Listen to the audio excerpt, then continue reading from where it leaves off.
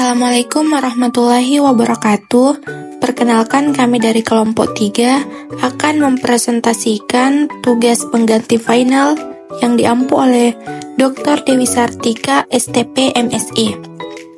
Adapun nama-nama anggota kelompok kami yaitu Nurwanda Wulandari, Azharatul Faisya, Siti Rahma, Fatima Putri Amalia, dan Aslan Kamal. Judul dari materi yang akan kami presentasikan yaitu Tantangan dan Peluang Agroindustri di Masa Depan. Isu global, urgensi inovasi, dan keberlanjutan agroindustri. Agroindustri global menghadapi tekanan besar akibat perubahan iklim, degradasi lahan, ketimpangan pangan, dan pertumbuhan populasi dunia yang diproyeksikan mencapai 9,7 miliar pada tahun 2050. Kebutuhan terhadap keberlanjutan agroindustri sangat relevan dalam konteks krisis iklim. Pertanian dan kehutanan menyumbang sekitar 23% dari total emisi gas rumah kaca global, IPCC 2019. Sektor ini harus meningkatkan produksi pangan sebesar 50-70% untuk memenuhi permintaan global tanpa memperburuk kerusakan lingkungan. FAO 2021. Contoh teknologi inovasi seperti pertanian presisi, pemanfaatan big data, Internet of Things atau IoT, dan bioteknologi kini menjadi andalan utama dalam upaya ini. Selanjutnya, peran terhadap PDB, ekspor, dan SDGs. Pertanian merupakan poros utama bagi pertumbuhan ekonomi, terutama di negara berkembang. Sektor ini mampu mengurangi kemiskinan secara signifikan, bahkan 2 hingga 3 kali lebih efektif dibanding sektor lain dalam menciptakan lapangan kerja dan peningkatan pendapatan bagi keluarga miskin. Selain itu, pertumbuhan pertanian mendorong ekspor komoditas dan membuka peluang bagi produk bernilai tambah. Agriculture Overview 2025. Dalam konteks SDGs, agroindustri berkontribusi luas pada sejumlah tujuan. SDGs 1. Pengentasan kemiskinan, 2. Kelaparan, 8. Pertumbuhan ekonomi dan lapangan kerja, 12. Produksi dan konsumsi berkelanjutan, dan 13. Aksi iklim. Pertumbuhan sektor pertanian dapat mempercepat pencapaian indikator seperti produktivitas pertanian, pendapatan petani kecil, serta ketahanan pangan dan gizi, yang semuanya menjadi target SDGs menjelang 2030, Farming First 2025. Selanjutnya, krisis regenerasi petani, rendahnya keterampilan, dan adopsi inovasi. Di banyak wilayah, rata-rata usia petani semakin tua, sementara minat generasi muda menurun karena tantangan akses teknologi, modal, dan keahlian digital. World Bank URG 2024. Tingkat adopsi inovasi pertanian terhambat oleh rendahnya pendidikan, geografis yang terpencil, dan kurangnya dukungan formal seperti pelatihan maupun skema insentif. Farming First URG 2024. Studi menunjukkan bahwa faktor seperti usia, tingkat pendidikan, luas lahan, dan ketersediaan bantuan pemerintah sangat mempengaruhi kesiapan petani untuk mengadopsi teknologi pintar. Arsip URG.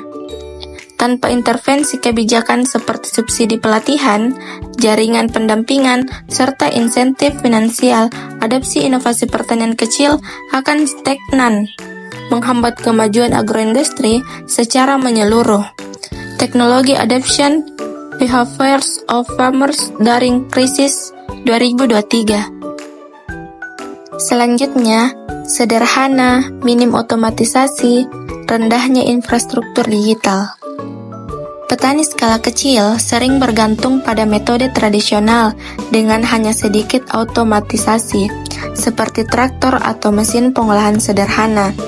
Infrastruktur digital seperti koneksi internet, sensor IoT, maupun sistem otomatisasi panen masih sangat terbatas, terutama di daerah terpencil. Padahal, teknologi seperti IoT berbasis pertanian pintar dapat meningkatkan efisiensi penggunaan air dan pupuk, memantau kesehatan tanaman secara real-time, serta mengurangi limbah.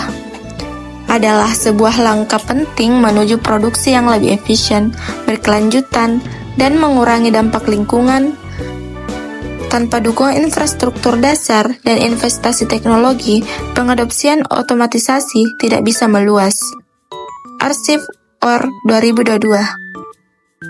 Kerugian pasca panen, logistik, penyimpanan, dan jaringan distribusi.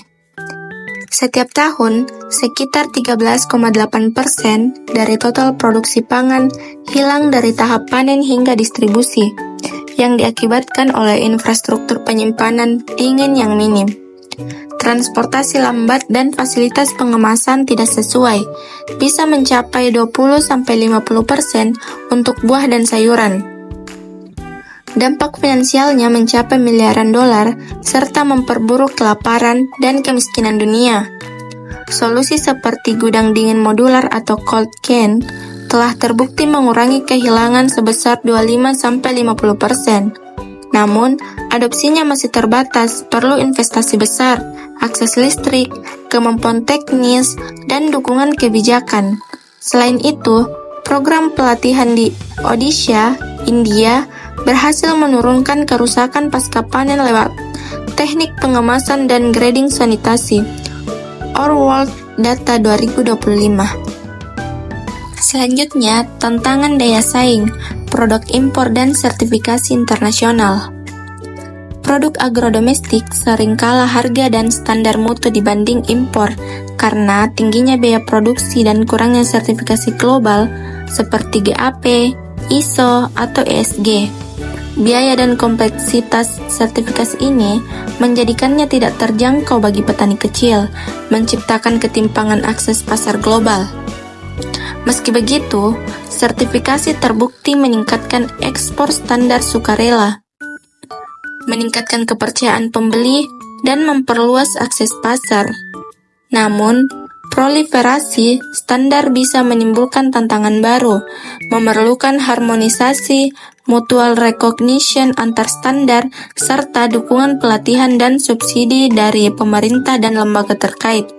Certification and Access to Export Markets 2014. Selanjutnya, minim kolaborasi, fragmentasi, dan akses UMKM ke pembinaan dan modal.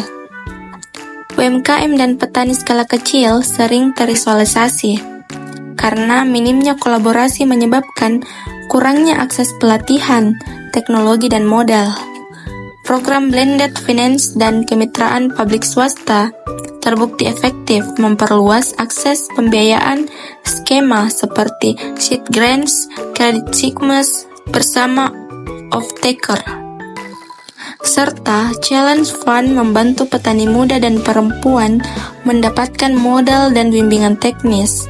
Keberhasilan berkali-kali disertai kolaborasi antara pemerintah, donor, swasta, dan lembaga keuangan mikro. FAO Webinar Access to Finance for Youth 2024. Selanjutnya, teknologi 4.0, IoT, efisiensi produksi dan pengolahan. Agrikultur 4.0 yang mengadopsi IoT, AI, dan data analitik memberi pemantauan real-time, penghematan input seperti air dan pupuk, serta deteksi penyakit dini. Misalnya, Platform Agrotik memfasilitasi petani memonitor kesehatan tanaman dan bertransaksi langsung, meningkatkan hasil dan harga jual. Sensor dan otomisasi digital juga diaplikasikan pada rantai dingin dan pasca panen, memperkecil kehilangan dan nilai tambah produk. Tantangan, penetrasi teknologi rendah, mahalnya infrastruktur, serta GAP digital terutama di kawasan rural. Hinosoja et al. Agrotik Arsip 2023. Selanjutnya, pasar global produk tropis, FTA, dan nilai tambah ekspor. Komoditas tropis seperti kopi, kakao, pisang mendapat akses lebih baik lewat FTA selama memenuhi kualitas dan sertifikasi standar. Eksportir yang menerapkan VSS atau sertifikasi ramah lingkungan mendapat harga premium di EU dan US. Bagusnya EUDR EU mendorong pelacakan deforestasi, menambahkan daya saing bagi eksportir yang sudah mematuhi traceability. Namun, regulasi baru bisa membebani petani kecil. Platform UNETC Deforestation Free Trade Gateway diinisiasi untuk membantu mereka patuh EUDR Appenius How EU Deforestation Law Maret 2024. Selanjutnya, inovasi ramah lingkungan, circular ekonomi, dan investasi hijau. Model ekonomi sirkular pada agroindustri mencakup penggunaan kembali limbah ternak, pupuk organik, dan daur ulang air irigasi. Ini mengurangi limbah dan penggunaan input kimia. Denotch hanya 4% pendanaan iklim global yang tersalurkan ke sektor pertanian, dengan hanya 1% saja untuk petani skala kecil. Diperlukan struktur investasi hijau, modal katalitik, dana hijau, subordinasi, utang untuk mendukung skala implementasi, pendanaan seperti Climate South Investor Coalition, memberdayakan agritech digital di Afrika, dan agroekologi tradisional sebagai representasi model sirkular modern. Reuters Debat Ranks Overpass September 2024. Selanjutnya, strategi SDM, sinergi sektor swasta dan lembaga lead bank. Peningkatan kapasitas SDM melalui pelatihan digital dan magang penting untuk adopsi teknologi baru.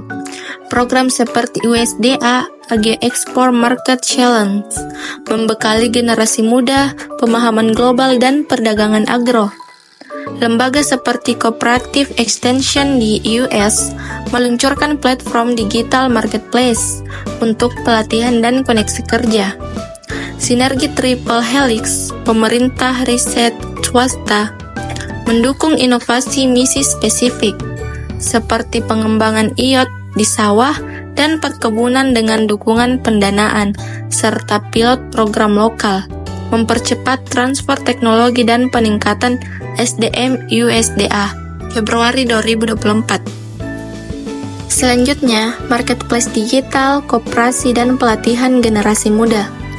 Platform digital seperti eCouple, India, atau Digital Dera, Pakistan, menyediakan informasi harga, cuaca, pasar langsung, memfasilitasi transaksi petani ke pembeli.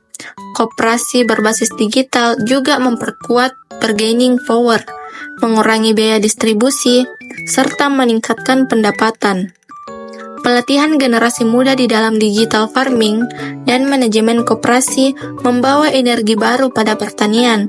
Program perempuan digital seperti Teach Harvest di Afrika sudah meningkatkan pendapatan petani perempuan hingga 50%. Wikipedia eCouple 2024. Selanjutnya, iot pada sawit, otomatisasi padi dan dampaknya efisiensi. Penggunaan iot pada sawit dan pertanian padi seperti sensor kelembaban tanah, drone penyemprot, dan irigasi otomatis mampu menurunkan input air dan pupuk hingga 30%, serta meningkatkan hasil panen per hektar. Integrasi digital juga membantu monitoring hama dan penyakit secara dini. Namun, adopsinya terbatas oleh infrastruktur digital, internet, listrik, dan mahalnya perangkat. Butuh subsidi kemitraan korporasi kecil dan pilot lokal agar bisa naik skala. Agrotik 2023.